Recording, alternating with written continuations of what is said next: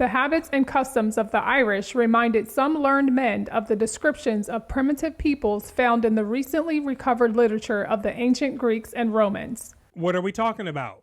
We're continuing the discussion about the English extreme hatred towards the Irish and how understanding this hatred is key to understanding how the English developed their attitude and their viciousness towards the Native Americans and the Negroes, right? So if you haven't watched part 5, make sure to go back and do so because it ties right into what we're talking about right now. And so like we just heard, the habits and the way that the Irish went about life reminded the English people of primitive people. And this is one thing that the English absolutely hated about the Irish. And so let's see what this hatred leads to by continuing in the book right here, Race in North America by Dr. Audrey Smedley, and see if we can get some understanding.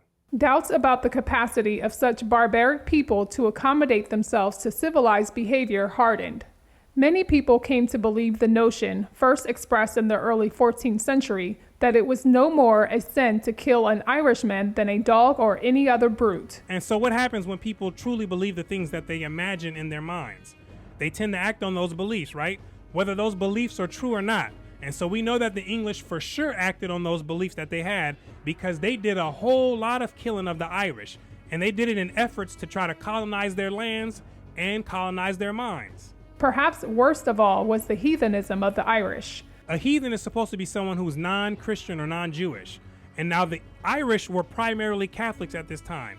And so the English still saw them as heathens, which goes to show that humans can make anything fit whenever it's most suitable for them. Despite the fact that the Irish were nominally Catholic, the English could see nothing in Irish behavior that was suggestive of morality or virtue. You see that? In fact, many, like Campion, tended to blame Irish heathenism on their adherence to the papal religion, though this was a tenuous linkage. Papal religion is just another term for Catholicism. And so they're trying to link the Irish behavior with that of being a Catholic. Their alleged wildness, lack of self-control, and tendencies toward drunkenness and violence were all evidence of the insufficiency of Catholicism to uplift people. At the same time, the English were beginning to receive reports about the indigenous peoples encountered by the Portuguese and the Spanish in their New World ventures. Uh-oh, it's about to get spicy. Now we have the English colonizers communicating with the Portuguese and the Spanish colonizers about the peoples in the New World. And what were they communicating about? Ways to steal the land and ways to steal the mind. They're communicating on ways to steal the land so they can get the indigenous people to work on the land as slaves or super cheap labor so the colonizers could get out of this world rich. And they're communicating on ways to steal the mind by transforming the native tribes like the Aztecs, the Mayans, or the Incas into a new identity called the savage Indians, right? And this was done so the colonizers, simply so they can justify all the vicious things that they did to those people. And the Lord of Dominions, the English, most definitely wanted to hear more because this was the activity that was right up their alley. English merchants and sea captains visited Spain frequently, and English politicians and adventurers studied closely the developing colonial policies of the Spanish. Dr. Audrey Smedley says the English visited the Spanish frequently, not 1 or 2 times, but a whole bunch of times. And for what? To study the Spanish game plan on how to colonize the land and colonize the minds of people. Understand that they were coming for the people, right? They were not playing games. See, most people, they think that this stuff is a joke, and they underestimate the amount of planning that the colonizers did to control the resources and the reality of the people that they conquered, right? And I don't take this stuff lightly, right? This is something that I can see that they did, and hopefully it's becoming clearer and clearer to you, and you're getting more understanding of what they did, right? And so again, we have the English communicating with the Spanish and studying closely with them.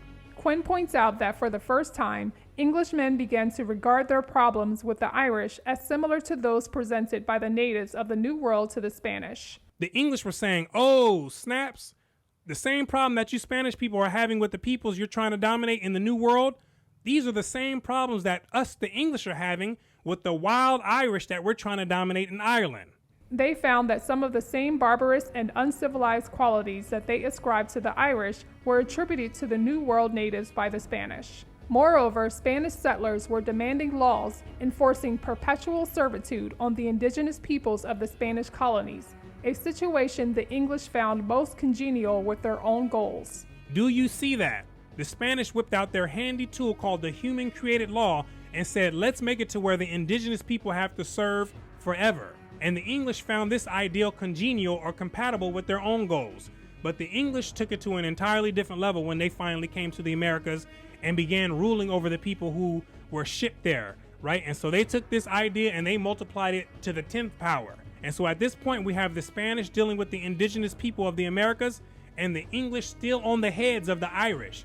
And both are being classified as uncivilized and barbaric people in the minds of the European colonizers. It is not surprising that the English view of the Irish had solidified by the 17th century into an image summed up by the term savage. It was the invention in the English mind of the Irish savage that made possible the development of policies and practices that could be perpetuated for gain, unencumbered by ethical or moral considerations. All the negative ideas wrapped into the term savage and then latched on to the Irish was the justification or the outer excuse for all the killing and the land grabbing that the English did. And so when people place terms on other people that are loaded with intense negative meanings, it makes it much easier to justify doing a lot of things to them. And so terms like savage, devilish, barbaric, black, heathen, which have extremely negative meanings lumped with them in Western culture, make it easy for people to see those people labeled as such as less than human, right? And this is one of the reasons why the colonizers created and used those type of terms on the people that they dominated. The savage was first of all a heathen, a godless and immoral creature, wicked, barbarous, and uncivil. He was lazy, filthy, evil, and superstitious. He worshipped idols and was given to lying, stealing, murdering, double-dealing, and committing treachery. His nomadic tendencies and presumed lack of social order and laws were the antithesis of the habits of civilized men, who were sedentary and bound not only to the land but to other men by laws. The savage was a cannibal whose lust and licentiousness never yielded to the strictures of self-control, of which he was totally lacking. Look at all these ideas packed into this simple term savage. And now imagine how you would act toward a person or a group if you had all these ideas about them in your mind. Even as some of the Irish were being transformed into what late 17th century England considered civilized men, this goal, an early rationalization for settlement in Ireland, became more and more remote. What did increase in English theories and images of the Irish was the belief that the wild Irish, those who most vigorously resisted English hegemony, would remain untamed, and that the only way to bring them under some form of civilized control was to enslave them. After major battles throughout the early and especially the mid-17th century, the English decided to transfer Irish captives to work as slaves on the New World English plantations in the Caribbean, especially Barbados and Jamaica. And that's where the Irish went, who continued to fight and resist, in chains and on the sugar plantations to work the land and make fat the pockets and bellies of the colonizers. Come on with it. Under Cromwell, particularly during the wars of 1649 to 1655, the most widespread devastation of Irish lands took place. Tens of thousands of men, women, and children were killed, and upwards of 50,000 people were shipped to the Caribbean islands, especially Barbados and Trinidad, and some to the mainland. Indeed, Irish people formed the bulk of the slaves who were eventually transferred to the New World English plantations during the 17th century. To document and confirm the spreading beliefs about the unsuitability of the Irish for civilization, many of the English pointed to the experiences of the Spanish with peoples in the New World. They cited Spanish practices of exterminating Indians not only as justification for policies of killing Irish men, women, and children, but also as an appropriate solution for dealing with those who refused to be enslaved. You see that? This is tying into the part earlier where Dr. Audrey Smedley said the English studied closely what the Spanish were doing in their colonies. The Spanish were killing the indigenous people, and so the English got on it too. In the English collective consciousness, the savage was thus a kind of composite of these streams of negative ideas and images that flourished during a period of great social disorder, change, and unrest. Now, what's the English collective consciousness? That's the ideas, knowledge, and information that the English shared and understood together as a whole. And so one of the ideas that they understood collectively was the negative ideas linked with the savage. The savage came to embody all of those repulsive characteristics that were contrary to English beliefs, habits, laws, and values. Basically, anything outside of what the English viewed as acceptable was called a savage. And so understand that anyone or any group could make this up about any other group of people, right? Any people could have a set of values, morals, and customs, and they could say that anyone who is outside of those customs is a savage or barbaric or uncivilized or a heathen or demonic or devilish or whatever word you want to use or create to symbolize this concept, right? These are human invented concepts that people have been using for the longest time, right? Understand that this is a tool. The imagery induced hatred for all things Irish, which persists among some English people right up to the present. But it also had a feedback effect.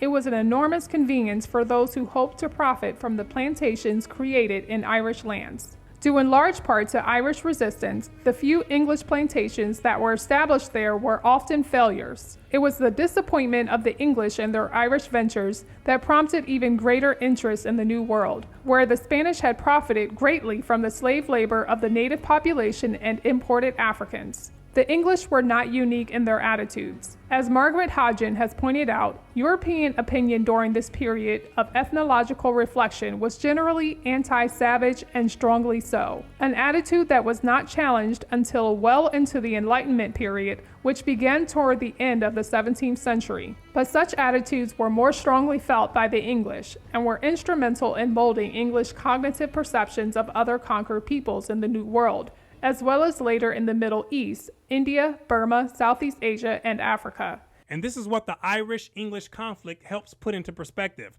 The understanding of why the English approached the people that they conquered in the way that they did, right? They had a long history with a very resilient and resistant Irish people. And so when conquering the other people, the English advanced those strategies and tactics. And one of the ways that they did this was by implementing the idea of race, which is based on skin color and other physical features. They became important sub-themes of the ideology of race and in the characterization of race differences. And so this is the concept that still has people locked down into the dungeon, right? And so you have to get out of there, out of the pit, right? And you have to change your identity, culture, worldview. There's a whole revolution that has to take place, right? We had to do the same thing, right? We changed our identity to Earpois, right? And we got rid of the concept of identifying ourselves with the racial system, right, that the colonizers set up to keep people in the pit, right? That's a pit, right? And so this is the final phase of freedom and the time to climb rung by rung completely out of the pit that the colonizers have dug and enter the free world where life is much better and it makes more sense, right? And so this is the end of part 6 commentary on the book here, Race in North America by Dr. Audrey Smedley. And so I want to thank you for watching until the end. My name is Brooklyn St. Michael, and I'll see you in the free world.